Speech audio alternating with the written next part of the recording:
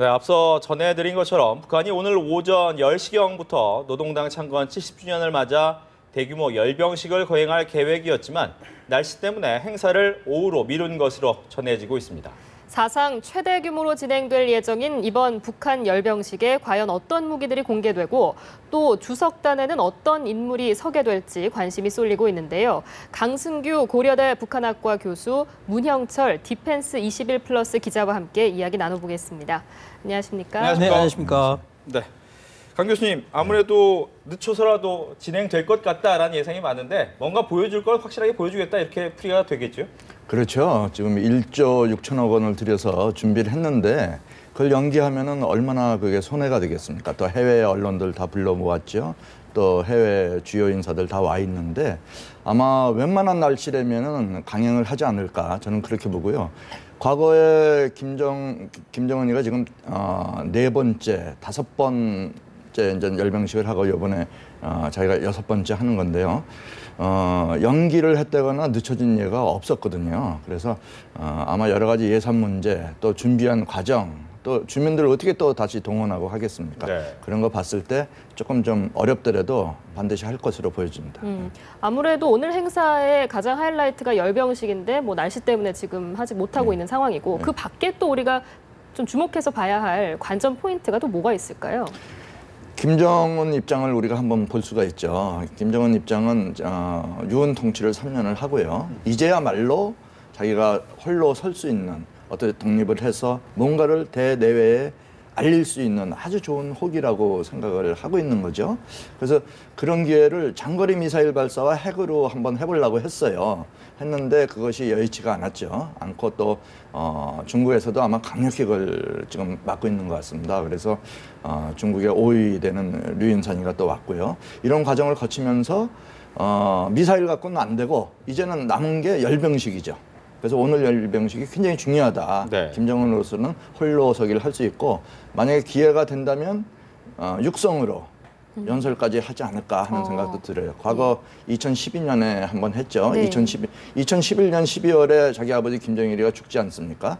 2012년부터 정권을 잡고 막바로 태양절 때 4월 15일 날 그걸 하게 됩니다. 근데 연설할 때 그때는 김일성과 김정일을 찬양하는 그런 찬양하는 그런 연설을 했는데 이제는 자기 세대가 왔다. 그런 확고한 자기 의지를 밝힐 수 있는 좋은 기회가 되기 때문에 연설을 할 가능성이 없지 않아 있어 보입니다. 네, 문형철 기자. 네. 아무래도 뭐 비용이 상당히 들어갈 수밖에 없는 행사를 준비하고 있는데 네. 그동안 먹고 살 것도 힘들다라고 하는데 도대체 이 돈은 어디서 준비를 했을까요? 이게 약 1조 원 넘게 약 1조 6천억 가까이가 소요된 걸로 일단 추정을 하고 있습니다. 일단 그 예산이 과연 어디서 나왔을까를 외신이나 여러 자료에서 이렇게 종합해서 판단해 보면은 그 해외에서 외교관들이 활동하고 있는 외교관 면세 물품들이 있습니다. 그런 물품들을 이제 불법적으로 들여와서 암시장에 내다 판다든가 일부는 이제 당 고위층하고 이제 연결줄을 놓고 싶어하는 이런 사람들에 의한 뇌물이라든가 청탁 금액들 이런 것들로 해서 일단 했고 또 하나는 이제 그 이전에 사전에 그 주민들로부터 이랬던 어떤 노동이라든가 이런 징용적인 이런 부분에 의해서 동원된 강제된 부분들의 어떤 요소들 아마 이런 것들이 종합적으로 다 동원됐을 거라고 이제 추측이 됩니다. 어쨌든 김정은 입장에서는 좀 무리하면서까지 이번 행사를 준비한 그렇죠, 거잖아요. 무리하죠. 그렇게 하면서까지 좀 얻어내고자 하는 목적이 있을 텐데 일단 뭐라고 보시나요? 기본적으로 북한 같은 경우는 꺾어진 해라고 이야기하는 5, 10단위의 의미를 상당히 중요시 여깁니다. 그래서 이번 같은 경우에는 당 창건 70주년이라는 의미도 있고 또 하나는 이제 김정은 체제가 이제 만 3년, 이제 4년에 들었었는데 아까 말씀하셨다시피 자신의 언어로 자신의 이야기를 하고 싶을 시기가 된 겁니다. 그렇기 때문에 이 행사를 성대하게 하려는 의도가 명확하게 가지고 있는 부분이고 또 하나는 이제 그 전에 중국과의 관계에 이제 불편했던 부분들 그래서 대중을 의식해서 자기가 이제 호언장담했던 부분들이 있지 않습니까? 중국의 전승절 행사에 못지않게 화려하게 해라 이런 부분들은 다 개인 이제 하나를 이제 요약을 해서 보면은 결국 김정은 자신의 자리를 돋보이게 할 수 있는 어떤 퍼포먼스를 하고 싶다라는 거죠. 그래서 아마 이번 행사에서 이제 군사적인 부분에서 제가 말씀을 드리자면은 무기 체계에서는 아무래도 전략적인 가치가 높은 무기 체계에 대해서 우리가 이제 관심을 가지고 봐야 될 것이고 그리고 앞서 서두에서 나왔지만은 유인산이라든가 그리고 당 내부적인 인사들의 위치가 자리 배치가 어떻게 될 것인지 이제 김정은 체제에서 이야기를 하는 게 우리가 견장전치라는 이야기를 되게 많이 했습니다. 네네. 계급이 강등되고 올라되고 사라졌다가 숙청되고도 하고 그럼으로 해서 이제 북한 내부적인 어떤 지위 서열이 어떻게 변화가 되는지 그런 걸 우리가 이제 유추해 볼 수 있지 않을까 그렇게 생각이 됩니다. 네. 뭐 같은 질문이지만 이번 열병식을 통해서 김정은이 자신의 체제가 좀 확고했다. 이걸 좀 알리고 싶어 한다고 하시는 것 같은데 정말 원하는 것은 그겁니까? 김정은이 원하는 것은? 그렇죠. 뭐 북한의 본질 자체가 자기 체제 유지거든요. 체제 유지, 수령 독재 체제 유지를 하기 위해서는 뭐 어떤 뭐 손익도 감수를 하는 거죠. 그런 측면에서 봤을 때 김정은이가 원하는 것은 지금 뭐 한 2년 정도 수업을 받고 자기가 막바로 정권을 받은 거지 않습니까? 그렇죠. 자기 아버지는 뭐 한 20년 동안 수업을 했고요. 그런 상태에서 정권을 이끌어가기 위해서는 확고한 자기 지지 체제, 자기의 또 어떤 권력 이런 걸 가질 수밖에 없고 또 갖기를 원하는 거잖아요. 그래서 자기의 친고모부도 그렇게 처형을 시키고 그런 모든 이런 것들이 자기 체제 유지에 달려 있는 거거든요. 그 체제 유지에 확고함을 갖고 또 대내외에 자기가 그 어떤 이 지위와 권력을 확고히 가졌다는 것을 이번 기회에 보여주고 싶은 게 김정은의 목적이죠. 네. 문 기자가 아무래도 또 무기 체계에 또 담당을 네. 하고 계시기 때문에 SLBM이나 ICBM 이 부분에 대한 여러 가지 관측이 많지 않습니까? 그 부분 어떻게 보고 계십니까? 일단 기본적으로 가장 뭐 내치적인 이번 행사를 저는 어떤 부분에서는 국제적인 어떤 효과라기보다는 그 내치적인 부분에서의 노림수가 많다고 봅니다.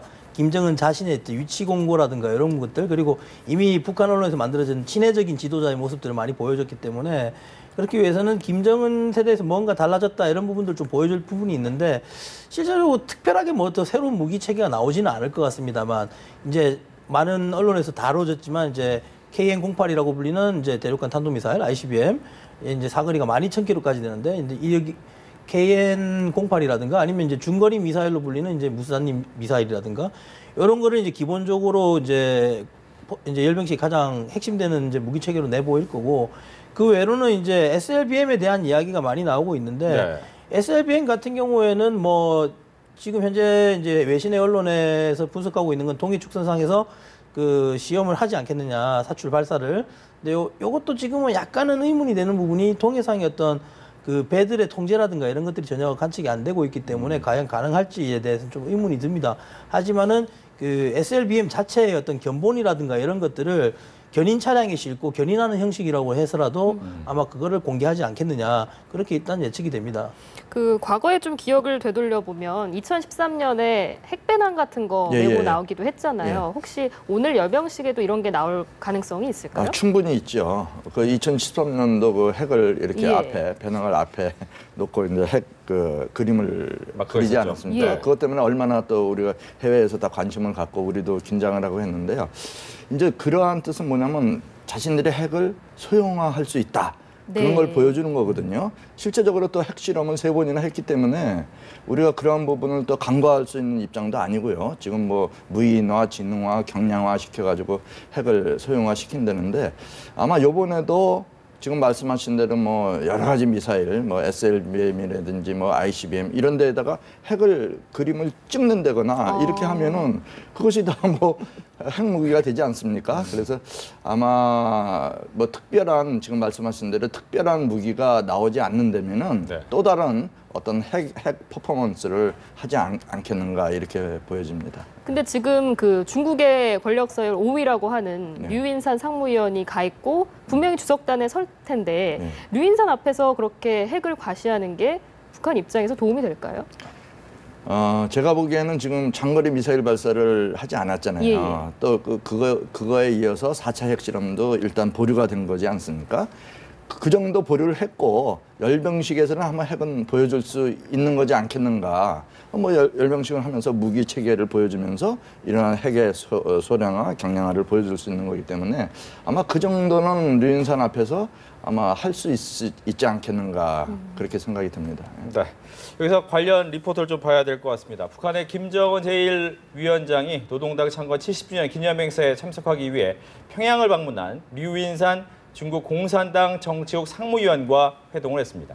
김 제1위원장과 류 상무위원은 북중 관계의 발전을 약속했습니다. 지성님 기자입니다. 중국 공산당 내 서열 5위인 류인산 정치국 상무위원은 평양에 도착하는 길로 김정은 제1위원장을 만나 북중 관계 개선에 대한 중국의 의지를 전달했습니다. 전략적인 중조 친선을 변함없이 공고 발전시키는 것은 중국 당과 정부의 확고부동하고 거침없는 방침이라고 말했습니다. 중국이 내민 화해의 손길을 붙잡은 김정은은 북중 관계가 피로 맺어진 전통적이고 전략적인 관계라고 화답했습니다. 김정은 동지께서는 전통적인 조중 친선을 대를 이어 더욱 공고 발전시켜 나아가려는 것은 우리 당과 인민의 의지라고 말씀하셨습니다. 이어 김정은은 북중 우호 관계가 김일성, 김정일 등 선대 지도자들로부터 물려받은 가장 큰 외교적 업적과 유산이라고 말했습니다. 류 상무위원을 통해 김정은에게 친서를 전달한 시진핑 중국 국가주석. 앞서 김정은에게 보낸 축전에서도 북중 친선을 수호하고 공고히 하며 발전시킬 용의가 있다고 밝혔습니다.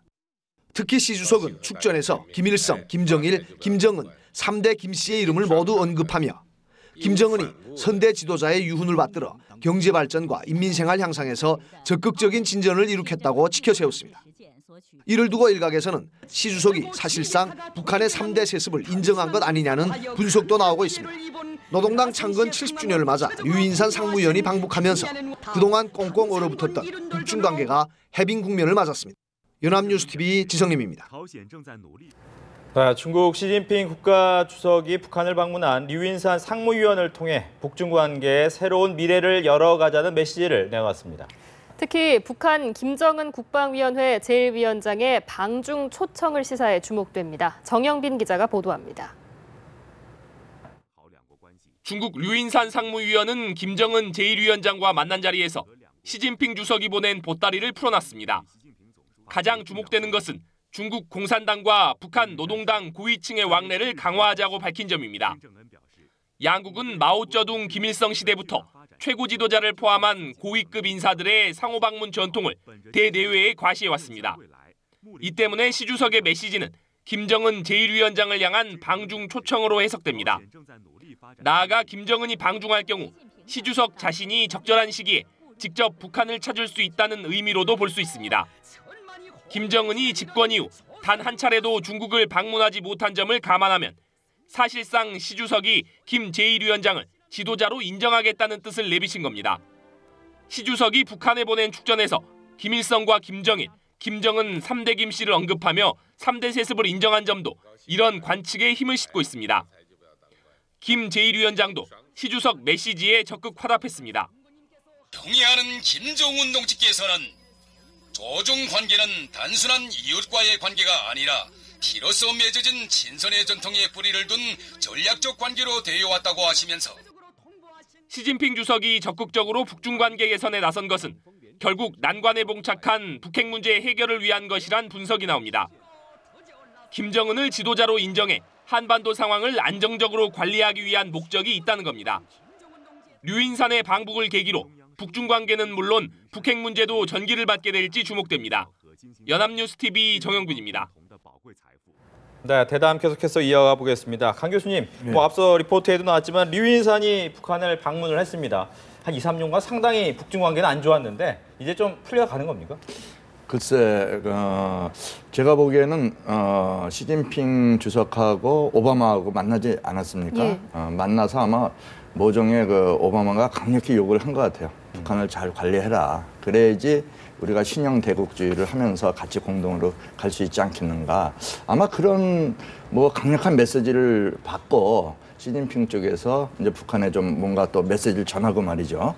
이게 좀 물밑교류가 되면서 북한에서도 이번에 또 여러 가지 또 사정이 있었겠죠. 있지만은 또 시진핑 입장을 받아들여서 장거리 미사일 발사를 유예시키고 또 거기에 맞춰서 5위의 유인산을 보내주고 이렇게 뭔가 좀 이런 거 이렇게 하는 과정이 아마 시진핑 입장에서 뭔가 좀 변화하는 그런 과정이 있지 않는가 이렇게 보여지고요. 네. 그러니까 결국에 북한을 잘 관리함으로써 중국은 자기가 얻을 수 있는 거지 않습니까? 그러면서 미국과 상대적으로 자기가 높은 위치에 올라갈 수 있는 거고요.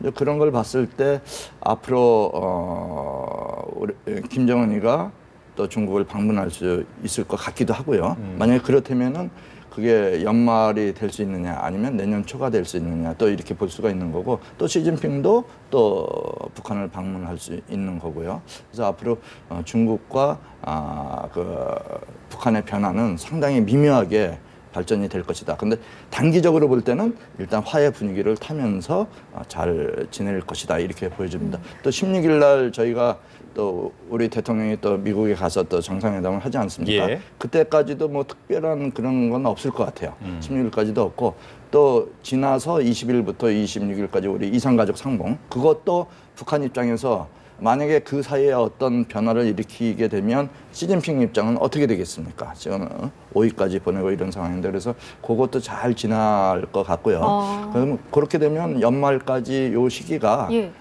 뭐 겨울에 지금 뭐 눈 오는데 미사일을 쏘겠다 뭐 이런 보도도 나오고 있는데 과연 그게 현실이 될지 아니면 이번 연말까지 잘 지나게 될지 그건 저희가 두고 봐야 되겠습니다. 그러니까 지금 표면적으로 보면 중국이 어떤 전략적인 판단하에 북한 쪽에 손을 내미는 것 같지만 그 이면을 보면 또 채찍이 있다라는 분석이 나와서요. 그러니까 핵 포기해라, 육자회담 테이블로 돌아와라 이런 메시지도 이면에 깔려 있는 거 아닌가요?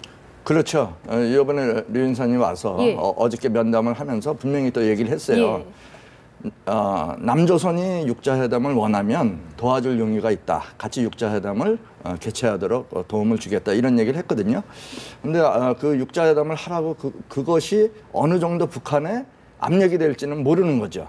북한 입장에서 계속 그 육자회담 자체를 북한이 거부해 왔기 때문에 지금 와서 중국의 눈치를 보면서 육자회담에 다시 들어올지 아니면 그걸 무시해 버릴지는 조금 두고 봐야 되겠습니다. 결과적으로 어떻게 보면 북한의 입장에서는 핵을 과연 포기할 수 있느냐라고도 결론을 갈 수가 있을 텐데 그 부분 어떻게 보세요? 일단 뭐 쉽게 핵을 포기할 수 있느냐 없느냐 단언을 하기는 힘들지겠지만은 북한의 입장에서 핵이라는 건 상당히 중요한 카드입니다. 고립화돼 있고 지금 현재 경제 국면이라든가 여러 가지를 도움을 받을 수 있는 유일한 카드가 이제 핵이라는 카드를 가지고 있기 때문에 이 카드를 쉽사리 그렇게 놓지는 않을 겁니다. 하지만은 그 체면적인 부분을 상당히 고려를 하면서 이 카드를 적용하려 하지 않을까라는 일단 생각이 드는데 아까 앞서 말씀하셨다시피 그 중국과의 관계라든가 그다음에 이산가족 상봉이라든가 이런 문제 때문에 당분간은 어떤 이런 미사일이라든가 핵에 대한 카드를 쓰지는 않을 거라고 일단 예상이 됩니다. 그리고 또 하나는 이제 시진핑이 역대 중국의 그 어떤 지도자들 중에서도 상당히 강력한 지도자이기 때문에 그동안 해왔던 이야기가 한반도의 어떠한 긴장을 촉발하는 행위에 대해서는 자제하지 않겠다는 이야기를 항상 해왔고 그런 메시지가 또 한 번 이번에 유인선을 통해서 다시 한번 재확인된 것 같습니다.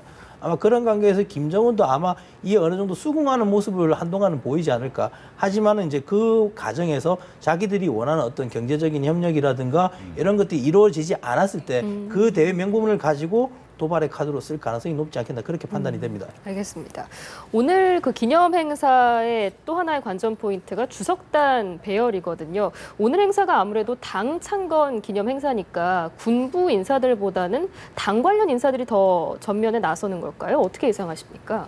글쎄, 제가 보기에도 뭐 지금 김정은 입장에서는 아버지가 그동안 십수년 해왔던 성군 정치를 지금 자꾸 몰아내는 예. 거잖아요. 몰아내고 이제 선당 정치, 이제 당을 우선시하는 거기 때문에 주석단에서도 당의 주요 뭐 당 정치국 위원, 후보위원들이 자신의 뭐 왼쪽 오른쪽에 쓸 가능성이 없지 않아 있죠. 다만 군부도 군부 3인방을 계속 지금 주시하기 때문에 뭐 그 사람들도 같이 쓸 거는 같이 설이라고 보고요.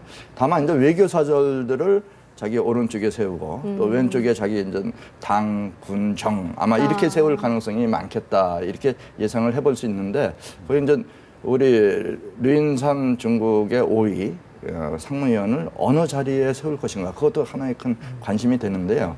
지금 꼭 중국만 오는 게 아니잖아요. 예. 인도도 오고 뭐 베트남도 오고 러시아도 오기 때문에 또 그 나라에서 또 높은 분이 오면은 또 서열이 또 달라지기 때문에 그거는 우리 주석단에서 주석단이 이제 행사가 시작되면서 우리가 그걸 봐야 되고요.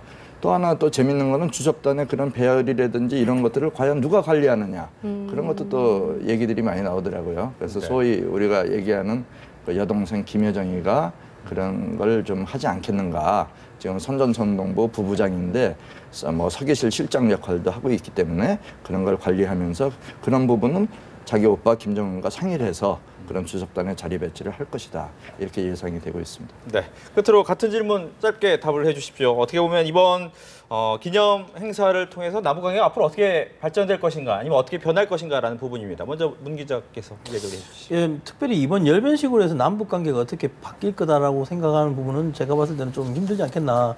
이번 열병식은 순수하게 북한의 어떤 내치적인 이미지, 그런 부분에 대한 김정은의 이미지를 부각시키기 위한 그런 열병식이기 때문에 남북 관계 이미지보다는 어떤 북한의 움직임이 어떻게 변화될 수 있을까를 약간은 엿볼 수 있는 그런 기회지 않을까라는 생각이 듭니다. 일단 뭐 지금 분위기 자체가 평양 대동강에 무지개호를 띄우고 이런 부분들, 그리고 언론에서 김정은의 어떤 애민적인 모습들, 그리고 미사일 발사라든가 이게 아닌 그냥 열병식의 형태로 김정은의 자리매김을 부각시키는 모습이기 때문에 아마 우리가 이제 김정은의 이런 이미지 변화에 대한 부분을 좀 관심 있게 봐뒀다가 차후에 북한과의 대화가 참고를 한다든가 아니면 문제가 발생했을 때 우리가 많은 참고를 하는 게 더 중요하지 않겠느냐, 그렇게 생각이 듭니다. 네, 강 교수님도. 네.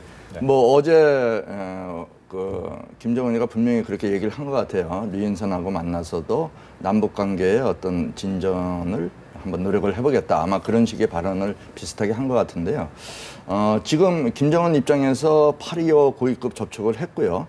또 이어서 우리가 이산가족 상봉이 있고 여러 가지 민간 교류도 있고 이제 앞으로 계속 있을 텐데, 여기서 김정은이가 그런 걸 접게 되면은 더더욱 국제적인 고립과 자신이 이득이 없기 때문에 앞으로 당분간은 남북 관계에 있어서도 조금 진전된 모습을 보이고 또 화해스러운 모습을 보이리라고 보여집니다. 알겠습니다. 열병식 이후 남북관계 전망까지 짚어주셨습니다.